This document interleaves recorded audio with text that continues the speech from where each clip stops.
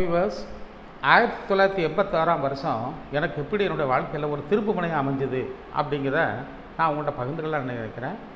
அதன் மூலமாக நம்ம எப்படி இங்கிலீஷ் கற்றுக்கலாம் அப்படிங்கிறதையும் நான் சொல்லலாம்னு நினைக்கிறேன். இந்த 1986 என்னுடைய வாட்டர் ஷெட் மூமெண்ட்டு, அதான் என்னுடைய டேர்னிங் பாயிண்ட்டு. நான் அப்போ தென்காசியில் இருந்தேன், ஒரு வாடகை வீட்டில் குடியிருந்தேன். அப்போது அந்த லேண்ட்லார்டு, அந்த வீட்டு ஓனரோட பையன் என்கிட்ட கேட்ட கேள்வி தான் என்ன ரொம்ப மாற்றுச்சு. இப்போது ராக்கெல் டிராவிட் கொஞ்ச நாளைக்கு முன்னால் சொன்ன ஒரு விஷயம் எனக்கு ஞாபகத்துக்கு வருது. Learn to fail. இதான், அதாவது நம்ம ஃபெயிலாக கற்றுக்கிடணும் அப்படின்னு தெரிஞ்சுக்கிட்டேன். அப்போவுமே நான் தெரிஞ்சுக்கிட்டேன். ஆனால் ராகுல் டிராவிட் 3-4 வருஷத்துக்கு முன்னால் தான் இதை சொல்லியிருக்கிறாரு. நான் 1986 அதை உணர்ந்துட்டேன். அந்த பையன் 9th ஸ்டாண்டர்ட் அப்போ படிச்சுக்கிட்டு இருந்தான். He was actually studying in 9th standard. He asked some questions, 3 questions in Tamil. He asked me to translate those questions into English. அந்த பையன் 9ஆம் கிளாஸ் படிச்சுக்கிட்டு இருந்தாப்புல. என்கிட்ட ஒரு 3 கேள்வி கேட்டாப்புல. இந்த 3 கேள்விகளுக்கு நான் பதில் சொன்னேனா அப்படிங்கிறத நான் இப்போ சொல்ல போகிறேன். அந்த 3 கேள்வி என்னென்னா, சைக்கிளை உருட்டிக்கிட்டு போகிறேன், அதுக்கு என்ன இங்கிலீஷ் அங்கிள்? பலசர சாமான் தீர்ந்து போச்சு, அதுக்கு என்ன இங்கிலீஷு? அவர் ஒரு பிகு பண்ணாத ஆள். இதான் அந்த பையன் கேட்ட கேள்வி. என்னுடைய பதில் கொஞ்சம் கூட சம்மதம் இல்லாமல் இருந்துச்சு. என்னால் சரியாக பதில் சொல்ல முடியலை. அந்த பையன் சொன்ன comment you don't know how to communicate அப்படின்னு சொன்னாப்புல. அந்த பையனை தான் என்னோடய குருவாக நான் முதல்ல ஏற்றுக்கிட்டேன். நான் டிசைப்பிள் ஆனேன். அப்போ எனக்கு கல்யாணம் ஆகி ஒரு 16 வருஷம், 2 குழந்தைகளுக்கு நான் தகப்பேன். அந்த பையன் கேட்ட 3 கேள்விகளையும் அதை இப்போ இங்கிலீஷில் டிரான்ஸ்லேஷன் பண்ணுற பாருங்கள். ஐ வாக் த சைக்கிள் அல்லது wheel, WHEEL, wheel the cycle. இதான் ஆன்சர் முதல் கேள்விக்கு. பலசர சாமான் தீர்ந்து போச்சு. The grocery runs out, RUNS, runs out. அப்புறம் அவர் ஒரு பிகுபனாத ஆள். He is an unassuming person. He is an unassuming, UNASSUMIMMING, unassuming person.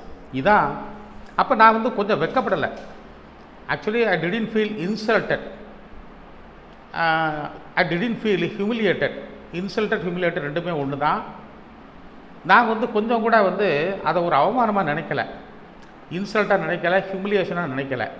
அந்த பையனை குருவாக ஏற்றுக்கிட்டதுக்கு நான் தயாராக இருந்தேன். நான் 2 குழந்தைகளுக்கு தகப்பனா இருந்தும். இப்போது நான் உங்கள்கிட்ட சில விஷயங்களை பகிர்ந்துக்கிட்டு நம்ம எப்படி இங்கிலீஷை இன்னும் நல்லா பேச முடியும் அப்படிங்கிறத காட்டலாம் அப்படிங்கிறத சொல்ல போகிறேன். கொஞ்சம் விளக்கமாகவே சொல்ல நான் தயாராக இருக்கேன். இப்போது நீங்கள் உங்களை பிகினர்ஸா, அதுக்கு மேலேயா, அதுக்கு குறைச்சலா, இன்னும் மேலேயா அப்படிங்கிறத இந்த ஒரு 10 சென்டென்சஸ் மூலமாக கொஞ்சம் பாருங்கள். கேள்வி 1, சென்டென்ஸ் நம்பர் 1 தமிழில். நீங்கள் சென்னைக்கு போயிருக்கீங்களா? அவர் சென்னைக்கு போய் இருக்கிறார். அவள் அங்கு தனியாகத்தான் போக வேண்டுமா? 4வது சென்டென்ஸு, எனக்காக பஸ் ஸ்டாண்டில் கொஞ்சம் காத்திருப்பீங்களா? இந்த வார்த்தையை டிக்ஷனரியில் பார்க்க முடியுமா? இதுக்கு முன்னால் கடையில் நான் ஒன்றும் வேலை பார்த்தது இல்லை. நான் சீக்கிரம் வந்தது உங்கள்கிட்ட கொஞ்சம் பேசத்தான். சோமு அந்த வேலையை ரொம்ப அவசரப்பட்டு செய்து இருந்தான். அதுக்கு ரொம்ப அழுத்தம் கொடுக்குறேன், ஏன்னு சொல்ல போகிறேன். கொஞ்சம் படுத்து கிடக்க வேண்டி இருந்தது. அப்புறம் 10வது சென்டென்ஸ் நான் வர்றேன், அதுக்கு பதில் சரி, நான் காத்திருக்கேன். இதுதான் சார். இப்போ இதை எப்படி இங்கிலீஷில் ரொம்ப நல்லா பேசலாம் அப்படிங்கிறத நான் உங்களுக்கு சொல்ல போகிறேன். இது இதில் நிறைய இலக்கணம் இருக்குது, நிறைய திங்கிங் இருக்குது. பாருங்கள். Number 1 have you been to Chennai? இப்போ பீன் அப்படிங்கிறத போட்டிருக்கேன். அப்புறம் அவர் சென்னைக்கு போயிருக்கிறார், has he Khan to Chennai. இங்கே அவர் அப்படிங்கிறத உங்கள் அப்பாவை சேர்த்துக்கலாம், உங்கள் அம்மாவை சேர்த்துக்கலாம், தம்பி, அண்ணன், யாரை வேணாலும் சேர்த்துக்கலாம். இந்த 2 சென்டென்ஸும் பற்றியும் கொஞ்சம் விரிவான விளக்கம் கொடுக்கலாம் அப்படின்னு பார்க்குறேன். இந்த பீன் அப்படிங்கிறது வெர்பு 3, அதான் பாஸ்ட் பார்ட்டிசிபிள். எதனுடைய பாஸ்ட் பார்ட்டிசிபிள்? ஆம், இஸ், ஆர். இது வெர்பு 1. வாஸ், வேர், இது வெர்பு 2. Been verb 3. இதே மாதிரி இந்த கான் எதனுடைய பாஸ்ட் பார்ட்டிசிபிள்? வெர்பு 3 அப்படின்னு கேட்டால் இது கோ அப்படிங்கிற ஒரு வெர்பு உங்களுக்கு தெரியும். WENT went, gone. இதனுடைய பாஸ்ட் பார்ட்டிசிபிள். இது எப்படி இங்கே பயன்பட்டிருக்கு ரெண்டு விதமாக அப்படின்னா ரெண்டு அர்த்தத்தை கொடுத்துக்கிட்டு இருக்கு. இந்த பீன் அப்படின்னு சொல்லும்போது நீங்கள் அந்த இடத்துல தான் இருக்கீங்க, ஆனால் ஒரு இடத்த சென்னை, டெல்லி இல்லை மும்பை எங்கே வேணாலும் நீங்கள் இதுக்கு முன்னால் போயிருக்கீங்க, ஆனால் திரும்பி வந்துட்டீங்க. இப்போ நீங்கள் யார்கிட்ட பேசிக்கிட்டு இருக்கீங்களோ அந்த இடத்துல இருக்கீங்க அப்படின்னு அர்த்தம். ஆனால் கான் அப்படிங்கிறது அப்படி இல்லை. அது வந்து என்னென்னா, for example, has your uncle Khan to Agra, my uncle has Khan to Agra அப்படின்னா இப்போ அவர் ஆக்ராவில் இருக்கணும், நீங்கள் பேசக்கூடிய இடத்துல இருக்கணும்னு அவசியம் இல்லை. இந்த ஒரு வித்தியாசத்தை நீங்கள் உணரணும். இந்த வித்தியாசம் தெரிஞ்சால் தான் இந்த பீனை நம்ம எப்படி சரியாக போடுறது, கானை சரியாக போடுறது. உதாரணத்துக்கு, I have been to Tirupati many times. நான் திருப்பதிக்கு பல தடவை போயிருக்கிறேன். My sister has Khan to Tirupati. இப்போ என்னுடைய தங்கை வந்து திருப்பதியில் இருக்காப்புல. இப்போ இந்த ஒரு வித்தியாசத்தை நீங்கள் உணர்ந்து இதை வந்து இன்னும் நல்ல எளிமையாக பயன்படுத்தலாம் அப்படின்னு பார்த்தா வேறு ஒன்றுமே இல்லைங்க. ஹீ ஷீ இட் வந்தால் ஹேஸ் போடுங்க, plus verb 3, that is past participle. I we you they வந்தால் அதுக்கு வந்து ஹாவ் போட்டு பாஸ்ட் பார்ட்டிசிபிள் போடுங்க. நிறைய சென்டென்சஸை நீங்கள் வந்து இது பண்ணலாம். They have gone to Tirunelveli town, you have gone to Tirunelveli town. இந்த மாதிரி வந்து யூ, வி, தே, ஐ இந்த நாளுக்கும் ஹாவ் ப்ளஸ் வெர்பு 3 போடுங்க. இந்த ஹேஸ் ப்ளஸ் வெர்பு 3 வந்து பாஸ்ட் பார்ட்டிசிபிள் வந்து எதுக்கு போடணும்னு சொன்னால் he she it. My sister has been to, my mother has been to, my uncle has been to, my teacher has been to, my neighbour has been to. இந்த மாதிரி அப்போது இந்த ஹீயாகவும் இருக்கலாம், ஷீயாகவும் இருக்கலாம். இட்டு வந்து அவ்வளோவா என்னவது, அது ஒரு நம்ம பிராணியை குறிப்போம், ஒரு பொருளை குறிப்போம். அதனால் அதை அவ்வளோவா பயன்படுத்துறதுல பயன்பாடே இல்லை அப்படின்னு நான் சொல்ல வரல. சில நேரங்களில் அதுவும் வரலாம். இப்போ இந்த மாதிரி நிறைய சென்டென்சஸை பில்டப் பண்ணி நீங்கள் பேச ஆரம்பிச்சிட்டிங்கன்னா எங்கேயோ போயிடுவீங்க அப்படிங்கிறது என்னுடைய ஒரு நம்பிக்கை. மூணாவது சென்டென்ஸு, அவள் அங்கு தனியாகத்தான் போக வேண்டுமா. இப்போது could she go there alone அப்படின்னு நான் வந்து இங்கிலீஷில் ட்ரான்ஸ்லேஷன் பண்ண போகிறேன். இப்போ குட்டுக்கும் கேனுக்கும் என்ன வித்தியாசம்னா வேறு ஒன்றுமே இல்லைங்க. நீங்கள் சூடான இட்லி, ஸ்டீமிங் இட்லி, அதில் வந்து மிளகுப்பொடி வைக்கிறீங்க, அது காரமாக இருக்கும். It is sharp, SHARP, sharp அப்படின்னா காரமாக இருக்கும். அதில் வந்து நல்லெண்ணெய் விட்டால் என்ன ஆகும், அந்த காரம் குறைஞ்சி போயிடும். இந்த கேன் ஷீ கோதர் அலோன் அப்படின்னு சொல்லும்போது காரம் ஜாஸ்தியாக இருக்குது. குட் ஷீ கோதர் அலோன் அப்படிங்கும்போது காரம் கொஞ்சம் கம்மியாக இருக்குது.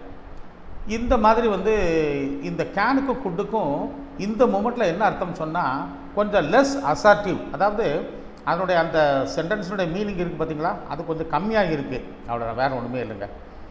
Can you please move a bit, கொஞ்சம் நகர்ந்து உட்கார முடியுமா. Good you please move a bit, கொஞ்சம் நகர்ந்து உட்கார முடியுமா. இப்போ இந்த குட்டில் வந்து கொஞ்சம் பணிவும் தெரியுது, போக கொஞ்சம் அந்த காரம் குறைஞ்சி பேசுகிற மாதிரியும் இருக்குது. இதாங்க இந்த வித்தியாசத்தை கொஞ்சம் பாருங்கள். அடுத்த 4வது sentence, will you wait for me at the bus station. அதான் இங்கிலீஷ்காரங்க வந்து பஸ் ஸ்டாண்டுன்னு சொல்கிறத விட ரயில்வே ஸ்டேஷன், பஸ் ஸ்டேஷன் அப்படின்னு சொல்லுவாங்க. நம்ம வந்து பஸ் ஸ்டாண்டுன்னு சொல்கிறோம். இப்போ இந்த இடத்துல இன்னொன்று சொல்லலாம், will you please wait for me at the bus station அப்படி சொல்கிறத would you please wait for me at the bus station.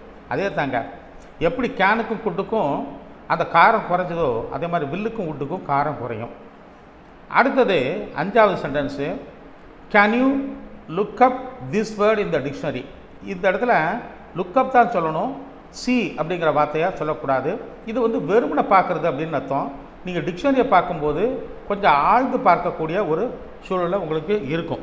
அதனால் லுக் அப் அப்படிங்கிற சொல்கிற வார்த்தை தான் ரொம்ப பொருத்தமாக இருக்கும். அடுத்தது அந்த 6வது சென்டென்ஸு, இதுக்கு முன்னால் கடையில் ஒன்றும் வேலை பார்த்ததில்லை. ஐ ஹேவன்ட் ஒர்க்டு இன் எ ஷாப் பிஃபோர். இந்த பிஃபோர் வந்திருக்கு, ஹேவன்ட் ஒர்க்டு. இங்கே ஹேவ் ப்ளஸ் வெர்பு 3, இது நெகட்டிவ் சென்டென்ஸு, பார்த்ததில்லைன்னு சொல்கிறாரு. அதனால் negative sentence. Have plus verb 3 நம்ம முன்னால் சொன்ன மாதிரி தான் ஹேஸ். இந்த ஹேவ் எங்கே பயன்படுத்தணும்னா I, we, you, they. Has எங்கே பயன்படுத்துகிறோம்னா he she it plus verb 3. அவ்வளோதாங்க, ரொம்ப சிம்பிள். அப்புறம் 7வது sentence I am early because I wanted to have a word with you. இந்த இடத்துல வேர்டு அப்படின்னு போடுறேன், எ வேர்டு வித் யூ அப்படின்னா கொஞ்சம் பேசத்தான். இது கான்டெக்ஸ்ட் சிச்சுவேஷன் பேஸ்டாக சில வார்த்தைகள் பயன்படும், அதுதான் எ வேர்டு. நம்ம வந்து லிட்ரல் டிரான்ஸ்லேஷன் பண்ணக்கூடாது, ஃபிகரேட்டிவ், அதாவது அந்த வார்த்தைக்கு நேரான வார்த்தையை தேர்ந்தெடுத்து அப்படி வந்து பயன்படுத்தக்கூடாது. அப்படி பயன்படுத்தினா அது கொஞ்சம் தவறாக போயிடும். அதனால் பார்த்துக்கிடுங்க. நம்ம டிரான்ஸ்லேஷன் பண்ணும்போது டிரான்ஸ்லேஷன் இன்ஸ்டிங்க்ட் இருக்கணும், அது இருந்தால் தான் நல்லது. அடுத்து 8வது sentence Somu had done the work in great haste. Haste அப்படின்னு சொல்ல அவசரம். இந்த இடத்துல had plus done, had plus verb 3 பயன்படுத்தி இருக்கேன். இதை பற்றி கொஞ்சம் விரிவாக பேசலாம் அப்படின்னு பார்க்குறேன். ஹேடு ப்ளஸ் வெர்பு 3, வெர்பு 2, இந்த ரெண்டுக்கு உண்டான வித்தியாசம் அப்படின்னு சொன்னால் ஒரு சின்ன எக்ஸாம்பிள். நீங்கள் உங்கள் ஃப்ரெண்டு வீட்டுக்கு ஒரு நாள் போனீங்க, அந்த ஃப்ரெண்டு கோயிலுக்கு போனார்னு சொல்லுவீங்களா, போயிருந்தார்னு சொல்லுவீங்களா? போயிருந்தார் அப்படி தான் சொல்லுவீங்க. இப்போ அதை இங்கிலீஷில் சொல்ல பாருங்கள்.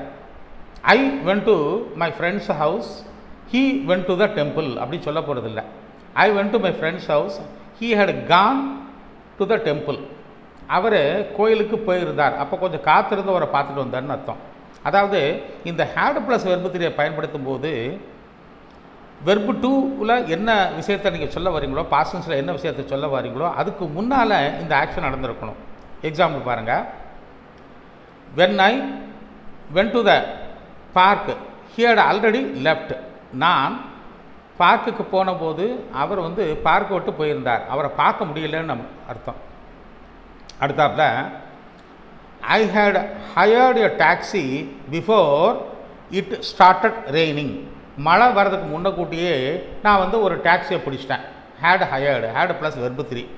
ஹேடு ப்ளஸ் வெர்பு 3 நீங்கள் எங்கெல்லாம் பயன்படுத்துகிறீங்களோ அது வெர்பு 2. வெர்பு 2 அப்படிங்கிறது பாஸ்ட் டென்ஸு.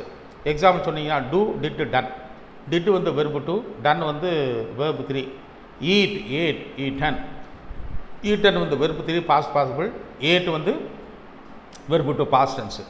இந்த பாஸ்ட் டென்ஸில் நீங்கள் என்ன விஷயத்தை சொல்ல வாரீங்களோ, என்ன மேட்ரை சொல்ல வாரீங்களோ அந்த மேட்ரை விட இந்த past perfect tense, that is had plus verb 3, இதில் சொன்ன அந்த ஒரு நிகழ்வு வந்து கொஞ்சம் முந்திக்கிடும் அப்படிங்கிறது தான். The class had begun before the boy arrived அல்லது கேம். இந்த பையன் வர்றதுக்கு முன்னக்கூட்டியே அந்த வகுப்பு ஆரம்பித்து இருந்தது அப்படின்னு அர்த்தம். Had begun, B E G N. இந்த பிகேன் அப்படிங்கிற பிகின், பிகேன், பிகன். இப்போ இதில் நம்ம வந்து ரொம்ப தெளிவாக படிக்கணும்னா இன்னும் விரிவாக நிறைய சென்டென்சஸ் சொல்லணும். இந்த வீடியோ ரொம்ப பெருசாயிருமோ அப்படின்னு ஒரு சின்ன பயம் எனக்கு இருக்குது. அதனால் ஓரளவு விளக்கங்கள் கொடுத்துருக்குறேன். இந்த விளக்கங்கள் போதுமானது. இன்னும் விளக்கம் தேவை என்னன்னா இதுக்குன்னு தனியாக நான் வீடியோ பண்ணதுக்கு நான் தயாராகவே இருக்கிறேன். அதனால் வெர்பு 1, வெர்பு 2, வெர்பு 3 இதனுடைய கிட்டத்தட்ட ஒரு பிகினருக்கு ஒரு 400-450 தெரியணும். ஒரு இன்டர்மீடியட் ஸ்டூடெண்ட்ஸுக்கு ஒரு 700-800 தெரியணும். ஒரு அட்வான்ஸ் ஸ்டூடெண்ட்ஸுக்கு மினிமம் வந்து 1000க்கு மேலே இருக்கணும். தெரிஞ்சால் தான் நம்ம வந்து இதை சரியாக பேச முடியும். அடுத்து 9வது சென்டென்ஸு. நான் கொஞ்சம் படுக்க வேண்டி இருந்தது. நல்லா பாருங்கள், படுக்க வேண்டி இருந்தது, கிடக்க வேண்டி இருந்தது.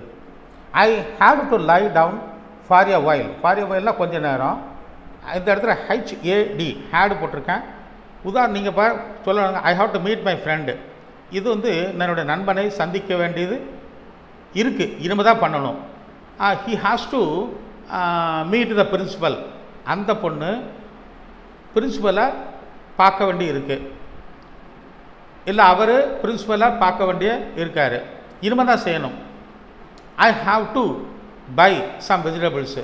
நான் சில வெஜிடபிள்ஸை வாங்க வேண்டியது இருக்குது. My mother has to cook. என் அம்மா சமையல் செய்ய வேண்டியது இருக்குது, இனிமேல் தான் செய்யணும் அப்படிங்கிறது. ஹாவ் டு அல்லது ஹேஸ் டு போட்டு வெர்பு 1 பயன்படுத்தும் பொழுது, வெர்பை பயன்படுத்தும் போது இனிமேல் தான் செய்ய வேண்டி இருக்குது. ஆனால் ஹேடு டு போடும்போது செய்ய வேண்டி இருந்தது அப்படின்னா நீங்கள் செஞ்சிட்டீங்க அப்படின்னு அர்த்தம். ஏன்னா இதை நம்ம தெளிவாக புரியலைன்னா நம்ம பின்னால் வந்து வாஸ் டு வேர் டு சொல்லும்போது ரொம்ப குழம்பி போயிடுவோம். அடுத்த 10வது சென்டென்ஸு. இதை பாருங்கள் கொஞ்சம். இதை 2 விதமாக சொல்லலாம். ஐ எம் கம்மிங் அப்படின்னு ஒருத்தர் சொல்கிறாரு. Yes I will hang on, yes I will wait. Hang on, wait. இது ஒன்றும் இல்லைங்க, அந்த கலோக்கியல் இன்ஃபார்மல் அப்படின்னு நான் சொல்கிறேன் பார்த்தீங்களா, அந்த வித்தியாசத்தை இதில் கொண்டு வரோம். ஸோ இந்த வீடியோவில் நான் வந்து ஓரளவு விரிவாக சொல்லியிருக்கேனா இல்லைன்னா தேவையானதை சொல்லியிருக்கேனா அப்படிங்கிறத உங்கள்கிட்ட விட்டுருந்தேன். ஆனால் உங்கள் வாழ்க்கையிலையும் ஒரு டேர்னிங் பாயிண்ட்டு, ஒரு வாட்டர் ஷெட் மூமெண்ட் வரணும்னு சொன்னால் இந்த மாதிரி முயற்சி நீங்கள் ரொம்ப பண்ணணும் அப்படின்ட்டு உங்கள்கிட்ட ஒரு ரிக்வெஸ்ட் பண்ணிக்கிட்டு,